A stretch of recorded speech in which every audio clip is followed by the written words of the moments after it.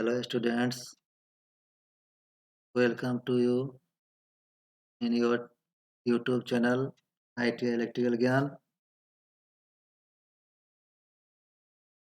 मैं अनिल सर आज आप लोगों को कुछ महत्वपूर्ण बिंदु बताने जा रहा हूँ। आज हम ये स्क्रीन पर दिख रहा होगा, ये 3 बिंदु है। इन्हीं 3 बिंदुओं पे आज हम डिस्कशन करने वाले हैं, क्योंकि तीनों बिंदु बहुत ही महत्वपूर्ण है। हम लोगों को ओवरहेड लाइन में काम करते समय क्या-क्या सावधानी रखना चाहिए, फ्यूज बदलते समय क्या सावधानी रखना चाहिए, बैटरी चार्जिंग के दौरान क्या सावधानी रखना चाहिए। इन तीनों बिंदु पर हम लोग डिटेल से जो है देखेंगे कि पढ़ेंगे हम लोग कि आज कैसे-कैसे जो है हम अपने काम में इन जगहों पर सावधानी रख कर के सही तरीके से हम अपना काम करेंगे और हम सुरक्षित रहेंगे और बाकी लोगों को भी सुरक्षित रखेंगे। तो चलते हैं पॉइंट बाय पॉइंट। सबसे पहले हम ओवरहेड लाइन पर काम करते समय क्या सावधानी रखना चाहिए, इस पर हम देखते हैं। अब देखिए यहाँ पर दिया हुआ है, पहला हमारा पॉइंट है, the main switch off line should be turned of.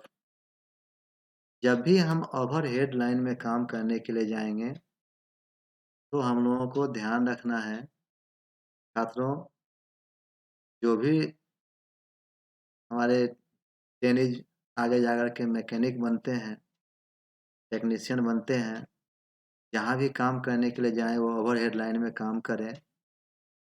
वहाँ पर मैं उनको इस चीज़ का बहुत ही ख्याल रखना है कि मेन स्विच जो हमारा मेन लाइन है उसको तो जो है हम बंद कर देंगे, लेकिन बंद करने के साथ-साथ ही उसमें हमको और क्या-क्या सावधानी रखना है, वो चीज़ मैं बताने जा रहा हूँ।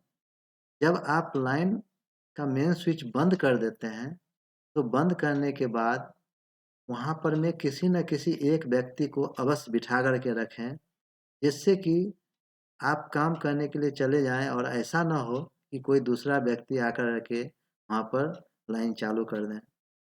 तो हर हाल में आप वहाँ पर जो है बंद कर के एक आदमी को अवश्य बैठावें, या नहीं तो आपके पास एक दूसरा उपाय है, मेन स्विच बंद करने के बाद उसमें लॉक लगा दें और लॉक लगा कर के वो चाबी अपने पास लेकर के चले जाएँ और जब काम हो जाए तब आकर के उसको चालू करें।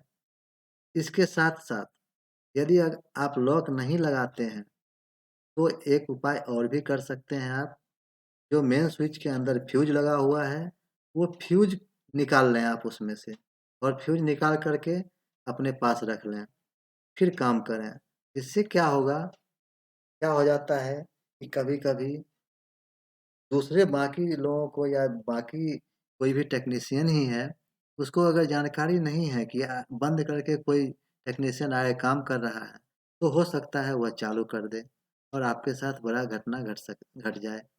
तो इसके लिए हम लोगों को इस चीज़ का बहुत ही ध्यान रखना है कि जब भी हम काम करने के लिए जाएँगे, तो सबसे पहले हम लाइन को ऑफ करवा देंगे और उसी व्यक्ति को निर्देश दे देंगे कि जब तक हम नहीं बोलें, तब तक लाइन चालू नहीं करना है। बाकी कोई भी व्यक्ति बोले तो लाइन चालू नहीं करना है। नहीं तो यह हमेशा ऐसा देखने के लिए मिलता है कि एक आदमी एक ही लाइन में 2-2 आदमी काम कर रहा है। एक आदमी का काम अगर हो गया, तो वो पहले बोल देगा कि मेरा काम हो गया, लाइन चालू कर दीजिए। तो ऐसे कंडीशन में अगर एक आदमी लाइन चालू करवा देगा और दूसरा आदमी अगर काम करता रहेगा, तो क्या होगा, फिर आपके साथ जो है घटना घट सकता है। तो उसको जो भी व्यक्ति वहाँ पर में बैठा हुआ रहता है, उसको अच्छी तरह से समझा दें। अब हमारा देखिए इसी में अगला पॉइंट है, सेफ्टी बेल्ट का इस्तेमाल।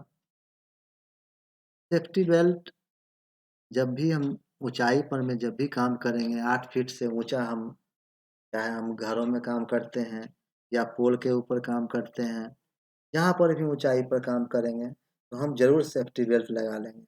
सेफ्टी बेल्ट लगा लेने से होता है कि यदि हम स्लिप कर जाते हैं, मेरा पैर फिसल जाता है या बाकी अगर कोई भी घटना होता है तो उस टाइम में क्या होगा कि हम लटक कर के रह जाएंगे। सेफ्टी बेल्ट के बल पर में हम लटके हुए रह जाएंगे, झूला झूलते हुए रह जाएंगे, लेकिन हम नीचे नहीं गिरेंगे। इससे क्या होगा कि हम सुरक्षित रहेंगे। लेकिन यदि अगर सेफ्टी बेल्ट लगा के नहीं काम कीजिएगा तो आप जो है ऊंचाई पर से गिरिएगा और आपके साथ जो है बड़ा घटना घट जाएगा, दुर्घटना हो जाएगा। उसके बाद है हमारा कि वर्क केयरफुली ऑन दी पोल। जब भी हम पोल के ऊपर में ऊंचाई में काम करते हैं तो हम लोगों को हमेशा सावधान रहना पड़ता है। अगर हम सावधानी में नहीं काम करेंगे, थोड़ी सी चूक होगा तो हमारे साथ में दुर्घटना हो जाएगा। तो हमको हमेशा जो है केयरफुल होकर के काम करना है। इसके साथ साथ ही हमको चौथा पॉइंट से हमारा कि वियर ग्लोव्स। दैट मीन्स ये है कि हमको दस्ताने पहनना है। आप सभी लोग जानते होइएगा या नहीं जानते हैं तो अब जान लीजिए कि इलेक्ट्रिकल कार्यों के लिए हैंड ग्लोव्स का यूज किया जाता है। जो हैंड ग्लोव्स रबर का बना हुआ रहता है, यह इंसुलेटेड होता है। यह पहन कर के आप जो है लाइव लाइन में भी इमरजेंसी कंडीशन में आप काम कर सकते हैं। इसलिए हैंड ग्लोव्स का जो है अवश्य इस्तेमाल करें। नेक्स्ट पॉइंट है हमारा chain the conductor short circuit.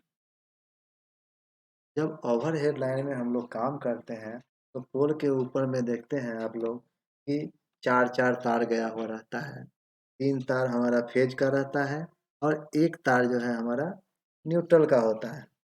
तो हम क्या करते हैं, एक चेन रखते हैं, लोहे का चेन, और उस चेन को क्या करते हैं, तीनों फेज और न्यूट्रल अर्थिंग के साथ में सबको शॉर्ट कर देते हैं।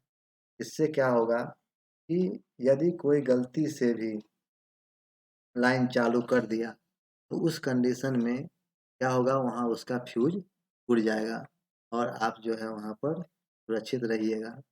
इसलिए यह ज़रूरी है, जब भी आप ओवरहेड लाइन में काम करें, पोल के ऊपर में काम करें, तो अपने साथ चेन रखें और चेन से जो है सभी कंडक्टर को जो है, सभी फेज को जो है न्यूट्रल अर्थ के साथ में शॉर्ट कर दें। इससे क्या होगा, आप सुरक्षित रहिएगा। इस प्रकार हम देखते हैं हमारा जो ओवरहेड लाइन से संबंधित था मुख्य बिंदु, उस पर हम डिस्कशन कर लिए। अब हमारा जो है नेक्स्ट बिंदु है,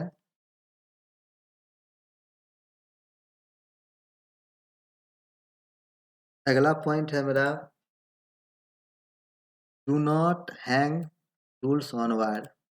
देखिए ओवरहेड लाइन में जब हम लोग काम करते हैं तो बहुत सारे टेक्नीशियन को देखते हैं आदत कि वो क्या करेंगे, अपना टूल्स जो है तार के ऊपर ही लटका देते हैं। लेकिन ऐसा नहीं करना चाहिए। तार के ऊपर कभी भी कोई भी टूल्स नहीं रखना चाहिए। हम लोग टूल्स जो है अपना पॉकेट में रखेंगे, हमारे पास में जो बाकी व्यवस्था रहेगा उसके साथ करेंगे, लेकिन हम वायर के ऊपर में हम नहीं लटकाएंगे। नेक्स्ट है हमारा point, do not touch the overhead line until you are sure that the line is completely closed. देखिए ये भी एक दुर्घटना का कारण हो जाता है। कभी कभी क्या होता है कि हम लोग तो सोचते हैं कि लाइन बंद करवा दिए हैं और हम आते हैं और अपना काम पे भिड़ जाते हैं, काम करना शुरू कर देते हैं। नहीं, हमको कतई ऐसा काम नहीं करना है। पहले सबसे पहले हम टेस्ट करेंगे लाइन काटने के बावजूद भी कि लाइन कटा या नहीं। लाइन अगर आ ही रहा है तो हो सकता है लाइन काटने वाला व्यक्ति जो है दूसरे जगह का लाइन काट दिया हो, आपके साइड का लाइन नहीं काटा हो। तो आप ये श्योर हो जाएं, सबसे पहले चेक कर लें उसमें कि सही में आपके ही एरिया का लाइन कटा है कि नहीं। जिस एरिया में आप काम कर रहे हैं, जिधर काम करने के लिए गए हैं, उधर का लाइन कटा है कि नहीं, यह श्योर हो जाए उसके बाद ही जो है आप काम करने के लिए शुरू करें। इसके लिए आप अपने पास में टेस्टर है या टेस्ट लैंप है, इसकी सहायता से जो है आप देख लीजिए कि हाँ लाइन सही में कटा है या नहीं कटा है। तो इस चीज़ का ध्यान रखना है। नेक्स्ट हमारा पॉइंट है, do not work overhead line by wearing loose fitting clothes. हम लोग ऐसे तो यहाँ ऊंचाई पर हम लोग काम का डिस्कशन कर रहे हैं, लेकिन कहीं पर भी इलेक्ट्रिक का काम जहाँ भी आप कर रहे हैं, कहीं पर भी लूज ड्रेस का इस्तेमाल नहीं करना है। आपका जो है यूनिफ़ॉर्म जो है, आपका कपड़ा जो है टाइट फिटिंग होना चाहिए, जिससे कि इधर-उधर फँसने का आपका डर नहीं रहेगा और आप सुरक्षित रहिएगा। तो इस प्रकार से हमारा ओवरहेड लाइन से संबंधित पॉइंट जो है मेरा समाप्त हो गया। अब हमारा अगला है कि फ्यूज़ बदलते समय क्या-क्या सावधानी रखना चाहिए। इसमें देख रहे हैं कि हमारा क्या है, turn off the main switch. सबसे पहले क्या करेंगे, फ्यूज़ बदलने से पहले हम लोग उसका मेन स्विच ऑफ कर देंगे। मेन स्विच ऑफ करने के बाद हम लोग जो फ्यूज़ उसका निकालेंगे, देख लेंगे कि फ्यूज़ का रेटिंग क्या है। फ्यूज़ का रेटिंग क्या है? फ्यूज़ का रेटिंग का मतलब यह हुआ कि उसमें देखेंगे कि फ्यूज़ कितना एम्पीयर का लगाया हुआ है। अगर फ्यूज़ 10 एम्पीयर का है या 5 एम्पीयर का है या 25 एम्पीयर का है, जो भी रेटिंग का फ्यूज़ है, हम क्या करेंगे, पुनः उसी रेटिंग का फ्यूज़ लगाएँगे। अगर 10 एम्पीयर का है तो 10 एम्पीयर का फ्यूज़ लगाएँगे, 30 एम्पीयर का है तो 30 एम्पीयर का फ्यूज़ लगाएँगे। रेटिंग देख लेंगे, जो रेटिंग का रहेगा उसी रेटिंग का फ्यूज़ लगाएँगे। Close the fuse properly. Fuse का वायर चेंज करने के बाद या रिवायरेबल फ्यूज है तो वायर चेंज करेंगे। यदि एचआरसी फ्यूज है या बाकी कोई किसी भी टाइप का फ्यूज है तो वो फ्यूज बदलने के बाद हम क्या करेंगे, उसका जो ऊपर वाला भाग होता है जिसको फ्यूज टॉप बोलते हैं, उसको फ्यूज बेस में सही तरीके से लगाएंगे। सही तरीके से लगा हुआ रहेगा तो हमारा कॉन्टैक्ट पॉइंट सही से बनेगा, वहाँ पर स्पार्किंग वगैरह नहीं होगी। तो हम लोगों को इस चीज़ का जो है ध्यान रखना है। उसके बाद है हमारा replace the fuse only after finding the cause.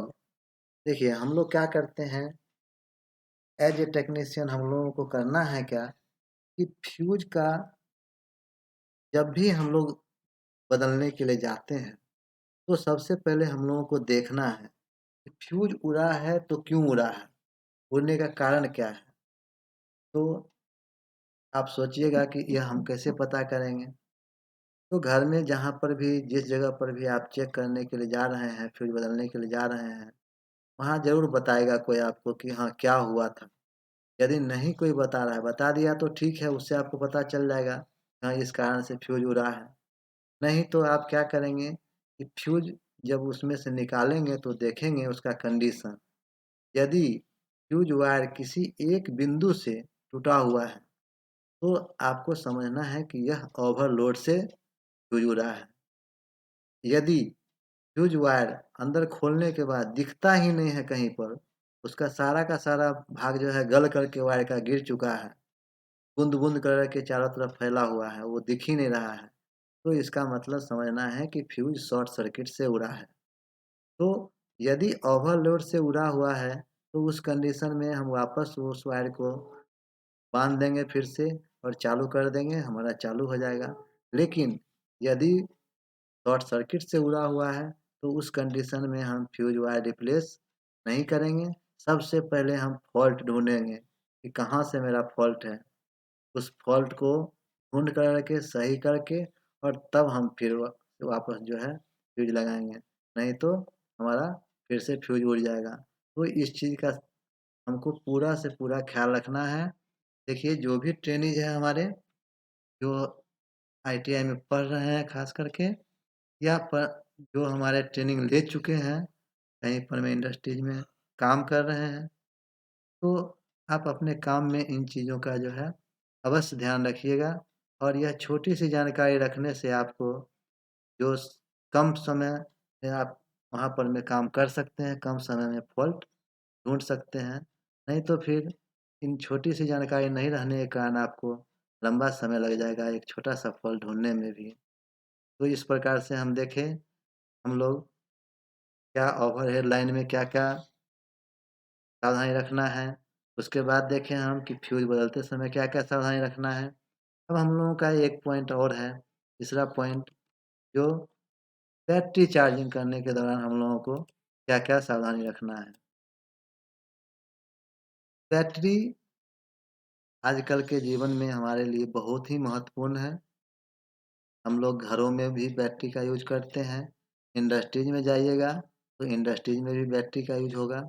तो बैटरी का जो है यूज़ जहाँ भी होता है, उसको एक स्पेशल कमरा दिया जाता है। उस कमरे में उसकी अलग से व्यवस्था होती है, कमरा पूरा हवादार होना चाहिए। कमरे के अंदर में कहीं से भी पानी का आने का व्यवस्था नहीं होना चाहिए। ये नहीं कि बारिश में जो है पूरा पानी कमरे में चला गया, ऐसा कमरा बना हुआ होना चाहिए, जिसमें हवादार तो होना चाहिए, खुला होना चाहिए, हवा का वेंटिलेशन हो, आर-पार इधर से उधर हवा चला जाए। क्योंकि क्या होता है, जब बैटरी चार्जिंग होती है, तो उसमें से गैस निकलती है और यदि कमरा बंद रहेगा, तो उस कंडीशन में वहाँ पर में दुर्घटना घट सकता है। इसलिए जब भी बैटरी चार्ज जहाँ पर भी करेंगे, वो क्या करेंगे, कमरा खुला रखेंगे, हवादार रखेंगे। उसके साथ-साथ हम लोगों को ध्यान देना है, जब हम लोग बैटरी में के लिए हम इलेक्ट्रोलाइट तैयार करते हैं, तो हम लोगों को क्या करना है, इलेक्ट्रोलाइट तैयार करते समय हम लोगों को पानी में बूँद-बूँद करके तेजाब को मिलाना रहता है। ना कि हम लोग क्या करेंगे, तेजाब में पानी कभी नहीं मिलाना चाहिए। नहीं तो मिलाने वाले व्यक्ति के साथ में दुर्घटना हो जाएगा, उसका हाथ-पैर जल सकता है, उसका चेहरा जल सकता है।